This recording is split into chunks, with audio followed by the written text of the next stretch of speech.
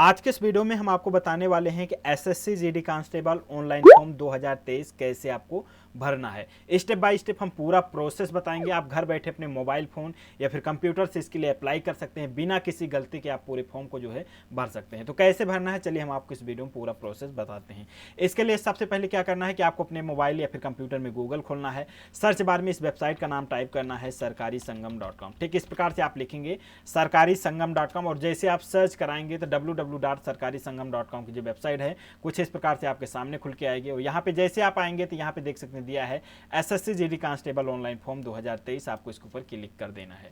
ठीक जैसे आप इसके ऊपर क्लिक करते हैं जिसके बाद में इस वैकेंसी की जो डिटेल है यहाँ से आप चेक कर सकते हैं। इसके लिए ऑनलाइन आवेदन 24 नवंबर 2023 से शुरू है, 31 दिसंबर 2023 तक भरे जाएंगे। एप्लीकेशन फी वगैरह के बारे में यहाँ पे जानकारी दी गई है तो आप पढ़ सकते हैं। वैकेंसी की बात करें तो 26,146 पदों के लिए वैकेंसी निकाली गई है। यहाँ पे पोस्ट वाइज वैकेंसी की डिटेल दी गई है कि बीएसएफ के लिए कितनी पोस्ट है, सीआईएसएफ के लिए कितनी है, सीआरपीएफ के लिए कितनी है, तो यहाँ से आप चेक कर सकते हैं। ठीक उसके बाद यहाँ पे फिजिकल स्टैंडर्ड देखने के लिए मिल जाएगा। नीचे जाएंगे तो आपको जो है अप्लाई करने के लिए अप्लाई ऑनलाइन के सामने क्लिक हेयर के ऊपर क्लिक करना है। अगर आप इसका नोटिफिकेशन चेक करना चाहते हैं तो ऑफिशियल नोटिफिकेशन के सामने क्लिक हेयर के ऊपर क्लिक करेंगे और ऑफिशियल नोटिफिकेशन को आपको डाउनलोड करके पढ़ लेना है। फिलहाल यहाँ पे हम अप्लाई करते हैं तो आपको क्या करना है, क्लिक हेयर के ऊपर क्लिक कर देना है।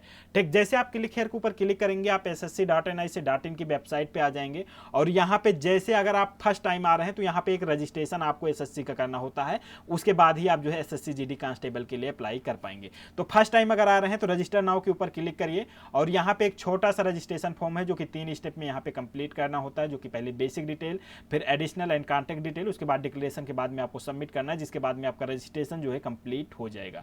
ठीक यहाँ पे देख सकते हैं बहुत ही ईजी यहाँ पे रजिस्ट्रेशन करना। और रजिस्ट्रेशन का मैं वीडियो, केवल रजिस्ट्रेशन का ही वीडियो मैंने ऑलरेडी बना रखा है। डिस्क्रिप्शन में आपको लिंक मिल जाएगा कि एसएससी का रजिस्ट्रेशन कैसे करते हैं। तो अगर आप फर्स्ट टाइम आ रहे हैं, इससे पहले अगर आप एसएससी का कोई फॉर्म नहीं फिलअप किए हैं तब आप उस वीडियो को देख के आप रजिस्ट्रेशन कर सकते हैं। अगर आपने कोई भी फॉर्म एसएससी का भरा है जैसे कि एसएससी सीएचएसएल, एसएससी सीजीएल या फिर एसएससी एमटीएस या फिर एसएससी दिल्ली पुलिस, कोई भी आपने एसएससी का फॉर्म भरा है तो आपको उसी रजिस्ट्रेशन नंबर पासवर्ड से आपको एसएससी जीडी कांस्टेबल का भी फॉर्म अप्लाई कर देना है। चाहे आपने 2020 में भरा हो, चाहे 2021 में भरा हो या फिर इससे पहले कभी भी आपने एसएससी का अगर फॉर्म भरा है तो उसी से आप अप्लाई कर सकते हैं। दोबारा आपको रजिस्ट्रेशन करने की जरूरत नहीं है। हाँ, हो सकता है कि आप अपना पासवर्ड भूल गए हो, रजिस्ट्रेशन नंबर भूल गए हो, तो उसके लिए भी ऑप्शन है।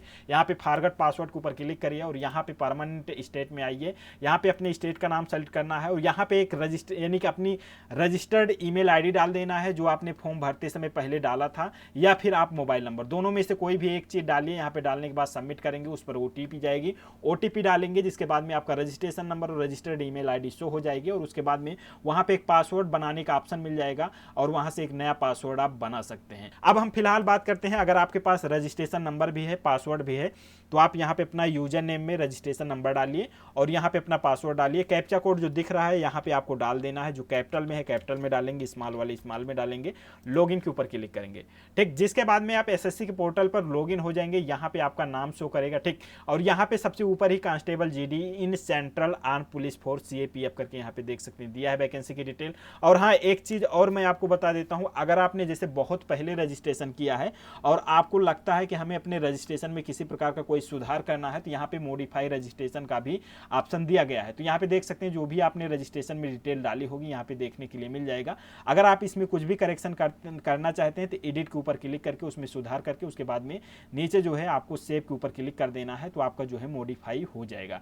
फिलहाल हम बात करते हैं कि अगर आपका सारा कुछ सही है तो आपको अप्लाई कैसे करना है। तो यहाँ पे अप्लाई के ऊपर क्लिक कर देना। ठीक जैसे आप अप्लाई के ऊपर क्लिक करते हैं तो जो एसएससी जीडी कांस्टेबल का ऑनलाइन फॉर्म है आपके सामने खुल के आएगा और यहाँ पे आपको सबसे पहले यहाँ पे आपकी जो डिटेल है, मैक्सिमम जो डिटेल है आपने जब भी आपने रजिस्ट्रेशन किया था उसी रजिस्ट्रेशन से यहाँ पे उठा लेता है।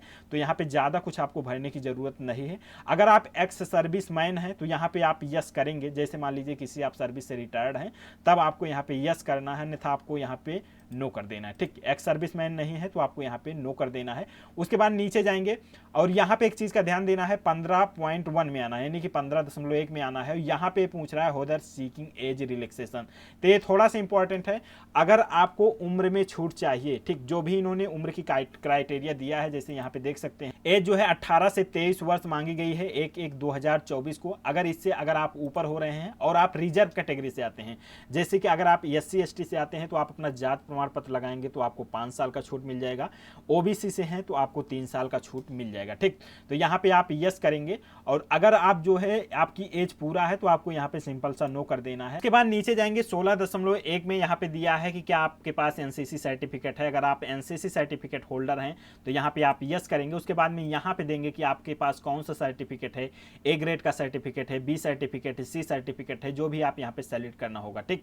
अगर नहीं है तो आप सिंपल सा यहाँ पे नो कर दीजिए। उसके बाद में यहाँ पे आएंगे, अब यहाँ पे प्रेफरेंस ऑफ एग्जामिनेशन सेंटर, आपको अपने एग्जाम सेंटर का प्रेफरेंस देना होगा कि पहला एग्जाम सेंटर कौन सा लेना चाहते हैं, तो मैं यहाँ पे लखनऊ डाल देता हूँ।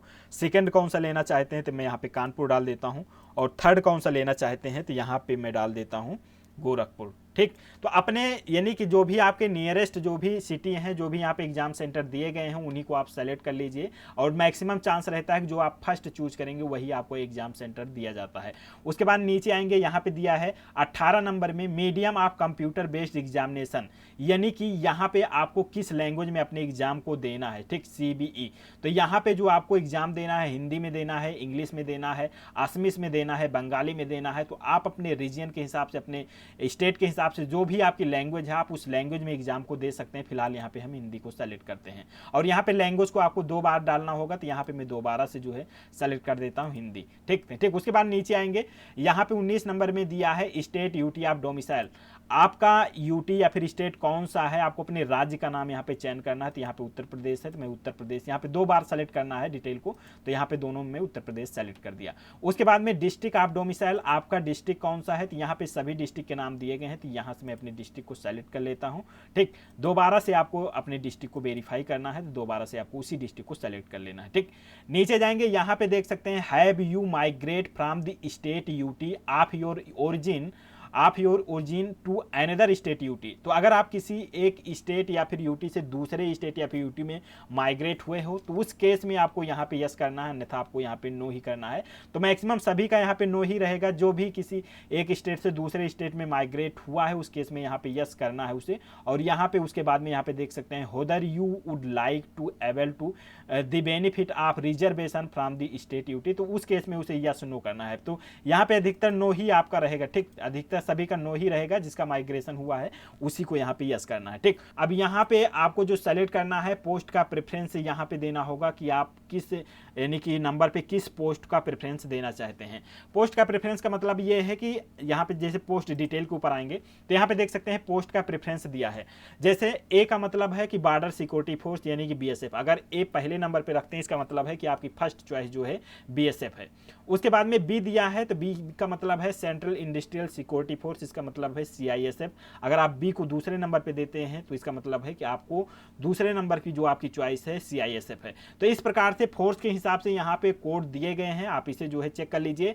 या फिर आप क्या करिए कि यहाँ पे जो इसका ऑफिशियल नोटिफिकेशन है, ऑफिशियल नोटिफिकेशन को आपको डाउनलोड करना है, ठीक। डाउनलोड करने के बाद में यहाँ पे मैं थोड़ा सा इसे जूम कर लेता हूँ। यहाँ पे 2 नंबर पेज पे आपको जाना है, और 2 नंबर पे जाएंगे तो यहाँ पे वैकेंसी की डिटेल दी गई है, ठीक। तो यहाँ पे देख सकते हैं फोर्स वाइज वैकेंसी की डिटेल दी गई है, और यहाँ पे किस कैटेगरी के लिए यानी कि SC के लिए कितनी पोस्ट है, ST के लिए कितनी पोस्ट है, जनरल के लिए कितनी पोस्ट है, और यहाँ पे मेल के लिए फीमेल के लिए कितनी कितनी पोस्ट है, यहाँ पे सारा कुछ डिटेल में दिया गया है। तो आप वैकेंसी के अकॉर्डिंग भी वहाँ पे आप पोस्ट का प्रेफरेंस दे सकते हैं कि किस में वैकेंसी ज़्यादा है, किसका आपको ज़्यादा यानी कि फर्स्ट नंबर पे रखना है, किसका सेकंड नंबर पे, उसका प्रेफरेंस आपको यहाँ पे दे देना। जैसे मान लीजिए हम यहाँ पे A डाल देते हैं तो इसका मतलब है कि मेरी जो फर्स्ट चॉइस है यहाँ पे देख सकते हैं BSF है, ठीक। उसके बाद में मान लीजिए हमें CISF रखना है तो उसके लिए हमें B है, तो यहाँ पे मैं डाल देता हूँ B, ठीक, यहाँ पे मैं डाल देता हूँ B। उसके बाद में यहाँ पे देख सकते हैं, और ये आप वैकेंसी के भी हिसाब से चेक कर लीजिए। मान लीजिए हमें रखना है ITBP तीसरे नंबर पे, तो हम यहाँ पे E लिख देते हैं, ठीक। तो इस प्रकार से आपको पोस्ट का प्रेफरेंस दे देना है। अगर कहीं पर आपको गड़बड़ी हो रही है तो आप रीसेट करेंगे, दोबारा से जो है रीसेट हो जाएगा, दोबारा से आप पोस्ट का प्रेफरेंस डाल सकते हैं। यहाँ पे देख सकते हैं मैंने पोस्ट का प्रेफरेंस यहाँ पे डाल दिया और वेरीफाई प्रेफरेंस में दोबारा से उन्हीं कोड को यहाँ पे आपको दोबारा से डाल देना है। नीचे जाएंगे हाईएस्ट जो एजुकेशनल क्वालिफिकेशन है आपको उसे यहाँ पे सेलेक्ट करना है कि आपने हाईएस्ट क्या क्वालिफिकेशन ले रखी है। अगर आपका 12th है तो यहाँ पे इंटरमीडिएट हाई स्कूल यानी कि हायर सेकेंडरी आपको सेलेक्ट करना है 10+2। अगर आप 10th हैं तो 10th आप सेलेक्ट करेंगे, या फिर ग्रेजुएशन वगैरह BA BSc BCom जो भी है आपके पास पोस्ट ग्रेजुएशन सभी डिग्रियों के नाम दिए गए हैं तो यहाँ से आप सेलेक्ट कर सकते हैं। फिलहाल यहाँ पे हम 10+2 इंटरमीडिएट को सेलेक्ट करते हैं। उसके बाद में यहाँ पे डिटेल्ड आप क्वालिफाइड एजुकेशनल क्वालिफिकेशन, इसमें आपको 10th स्टैंडर्ड या फिर 10th स्टैंडर्ड के इक्विवेलेंट आपने कोई कोर्स किया है उसके बेस पे आप अप्लाई करना चाहते हैं तो यहाँ पे उसे सेलेक्ट कर सकते हैं। ठीक, फिलहाल यहाँ पे हम 10th स्टैंडर्ड को सेलेक्ट करते हैं। उसके बाद नीचे आएंगे, यहाँ पे स्टेटस में आपको यहाँ पे पास सेलेक्ट करना है। अगर आपका अपीयरिंग है तो अपीयरिंग भी सेलेक्ट कर सकते हो, ऑप्शन दिया गया है। और कब आपने पास किया है उसकी डिटेल यहाँ पे रजिस्ट्रेशन से उठा लेगा और आपका स्टेट यानी कि जो भी स्टेट है या फिर बोर्ड है यूनिवर्सिटी है उसका नाम यहाँ पे आ जाएगा। यहाँ पे आपकी डिटेल आ जाएगी और यहाँ पे आपका रोल नंबर भी आपके रजिस्ट्रेशन से ही आ जाएगा।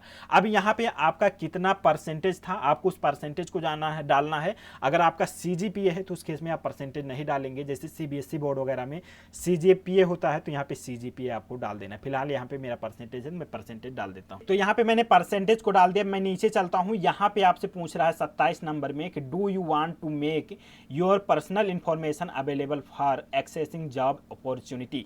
तो आप यहाँ पे यस और नो कुछ भी कर सकते हैं, कुछ भी कर सकते हैं, कोई दिक्कत नहीं चाहिए, आप यस कर दीजिए या फिर नो।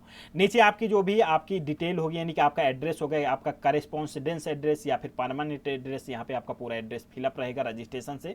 फिर नीचे जाना है, अब यहाँ पे फोटोग्राफ एंड सिग्नेचर आपको अपलोड करना है। ठीक, तो यहाँ पे देख सकते हैं दिया अपलोड ए पासपोर्ट साइज फोटोग्राफ, यानी कि एक आपको यहाँ पे पासपोर्ट साइज वाला जो फोटोग्राफ है JPG या फिर JPG फॉर्मेट में 20 से 50 KB में आपको अपलोड करना होगा। ठीक, यहाँ पे फोटो किस तरह का आपको अपलोड करना है इसके लिए आपको जब नोटिफिकेशन में जाएंगे और यहाँ पे आपको जो है 42 नंबर में जब जाएंगे 42 नंबर पेज पे, तो यहाँ पे देख सकते हैं अनेक्जर 3 में दिया गया है कि आपका फोटो किस तरह से एक्सेप्टेबल होगा। यहाँ पे इसी तरह से आपका फोटोग्राफ होना चाहिए, या तो व्हाइट बैकग्राउंड हो या फिर कोई भी अच्छा सा एक बैकग्राउंड हो, दिखने में सही लगनी चाहिए आपकी फोटो, आपके दोनों ईयर वगैरह कान वगैरह सही दिखना चाहिए। ठीक, इस तरह की फोटो एक्सेप्टेबल नहीं होगी, जैसे कैप या फिर ग्लॉस वगैरह या फिर ब्लर है तो इस तरह की फोटो आपकी एक्सेप्टेबल नहीं होगी। तो आपको ऐसे ही फोटो को अपलोड करना होगा 20 से 50 KB में। तो यहाँ पे हम चूज फाइल के ऊपर क्लिक करते हैं और फोटो को मैं यहाँ से सेलेक्ट कर लेता हूँ। तो यहाँ पे फोटो आ गया और सिग्नेचर को भी इसी प्रकार से आपको सेलेक्ट कर लेना है। ठीक, फोटो सिग्नेचर आ गया। अब नीचे जाएंगे,